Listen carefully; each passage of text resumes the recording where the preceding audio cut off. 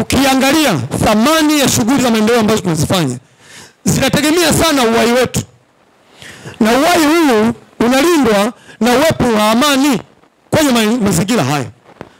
Kwa hiyo mipaka hii kama tuliweka wenyewe kisheria na tukachora tukatengeneza ramani, kama leo hii hati hii ina ramani ya kiwanja chako, kama tayari umepewa, kesho ukaona kipande fulani pale mgomba unastawi vizuri na wewe ukaongeza, hiyo ni jambo lingine.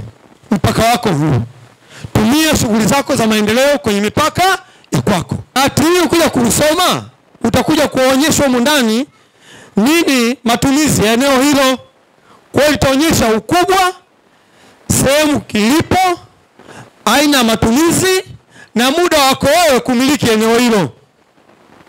Hati hii hapa. Kwa hiyo hati hii kwako ni dhamana ya rasilimali uliopewa. Kwa hiyo una wajibu wa kuona thamani ya kipande cha ardhi unachopewa leo.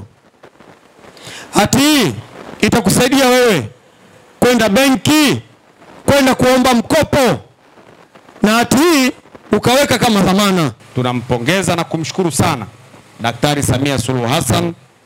Ndani ya miaka 4 amefanya upimaji na urasimishaji kwa maana mipango bora, matumizi bora ya ardhi kwa vijiji zaidi ya 50 ndani ya miaka 4. Hili si jambo dogo.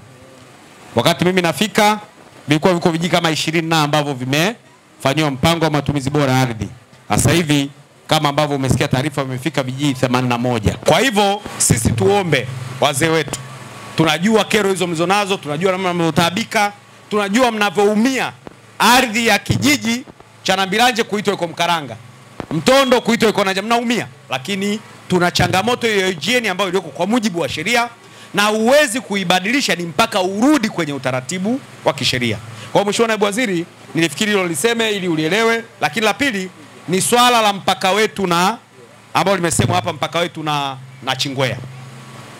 Huo mpaka pia changamoto yake ambayo ipo ni kwamba huu mpaka kwenye GN ile mpya, ukitaka tuufate na unyoshwe kama ulivyo, vijiji viwili vya wilaya ya Ruangwa vinatakiwa kuhamia na Chingwea, na vijiji 4 vya wilaya na Chingwea vinatakiwa kuhamia Ruangwa. Nani wa kumfunga paka kengele?